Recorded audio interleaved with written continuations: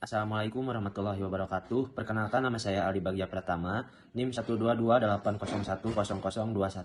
Saya merupakan mahasiswa bimbingan akademik Ibu Fitri Febriani Wahyu SIP MAP CPTT.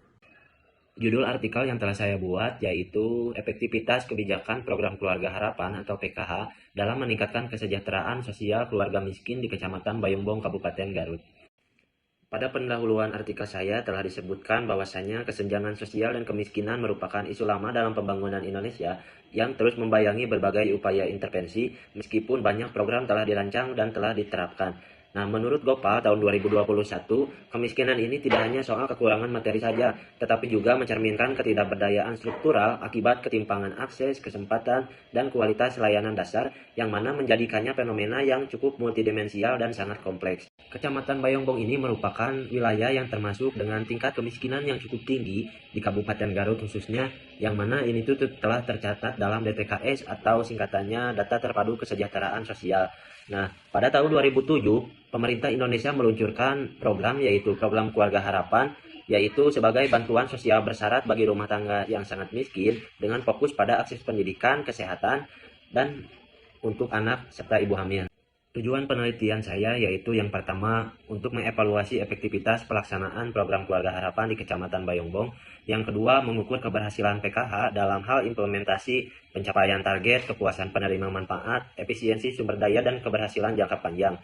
Yang terakhir, memberikan masukan konkret dan aplikatif bagi pemerintah dalam pelaksanaan PKH. Penelitian ini saya menggunakan teori Campbell 1970 yaitu yang mengukur 5 dimensi efektivitas organisasi. Melalui teori Campbell 1970 ini, penelitian saya menggali karakteristik geografis dan sosial kompleks, sekaligus menilai ketepatan desain kebijakan dalam menjawab kebutuhan lokal, serta kemampuan program beradaptasi dengan dinamika sosial, khususnya dalam pelaksanaan PKH di Kecamatan Bayongbong ini.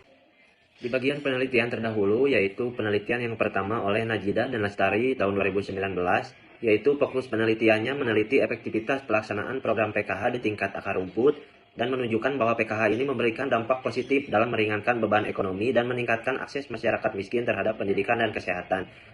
Penelitian selanjutnya oleh Sutiatmi dan Umaroh tahun 2019, yaitu fokus penelitiannya mengkaji implementasi PKH secara deskriptif kualitatif mulai dari seleksi KPM, pendampingan hingga evaluasi. Nah, pada metode penelitian ini saya menggunakan metode kualitatif deskriptif, yaitu menurut Sugiono 2013, ini tuh bertujuan untuk menelusuri dan memahami makna sosial suatu fenomena secara holistik. Nah, subjek penelitiannya itu terdiri dari 2 informan kunci, yaitu yang pertama pendamping PKH, yang kedua keluarga penerima manfaatnya. Nah, di data yang terkumpul dianalisis dengan menggunakan pendekatan analisis tematik, yaitu mengelompokkan dan menafsirkan tema-tema yang muncul dari data di lapangan. Metode pengumpulan datanya menggunakan teknik triangulasi, yaitu mengumpulkan data wawancara secara mendalam dari hasil observasi langsung. Hasil penelitian kali ini sesuai dengan indikator teori Campbell 1970. Yang pertama, keberhasilan pelaksanaan program. Jadi PKH di Kecamatan Bayongbong ini telah berjalan sesuai prosedur Kementerian Sosial. Yang kedua, penyaluran bantuan telah dilakukan secara non-tunai dan relatif tepat waktu. Yang ketiga, perbaikan data penerima dilakukan rutin melalui proses validasi tahunan.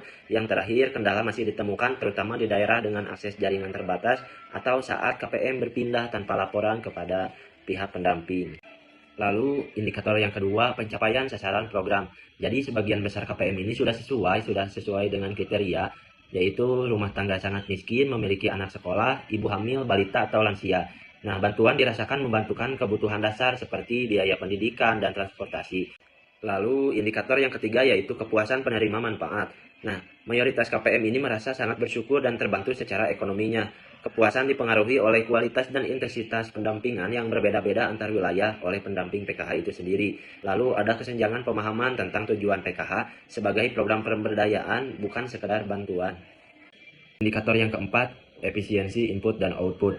Jadi mekanisme distribusi dana ini sudah efisien secara administratif. Beban kerja pendamping juga terlalu berat. Satu pendamping bisa menangani lebih dari 300 KPM di satu desanya. Nah, temuan hasil dari penelitian ini, sebagian KPM mulai menyadari pentingnya pendidikan dan kesehatan anak. Namun, masih banyak penerima yang bersifat pasif dan bergantung pada bantuan. Lalu, pemahaman terhadap PKH sebagai program transformasi sosial belum merata. Masih diperlukan strategi pemberdayaan dan edukasi yang lebih intensif. Jadi, kesimpulan pada penelitian saya, PKH ini khususnya di Kecamatan Bayongbong, berkontribusi positif dalam meningkatkan kesejahteraan sosial, khususnya pendidikan anak dan kesehatan ibu atau balita.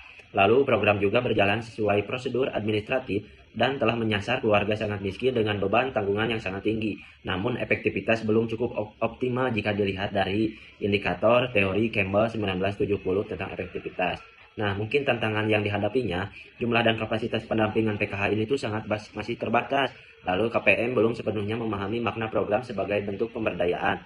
Lalu yang terakhir, data keluarga miskin belum sepenuhnya terjangkau di luar DTKS. Mungkin rekomendasi kebijakannya, yang pertama, diperlukan pendekatan yang adaptif dan partisipatif sesuai konteks lokal. Lalu model implementasi juga harus berbasis kebutuhan nyata masyarakat.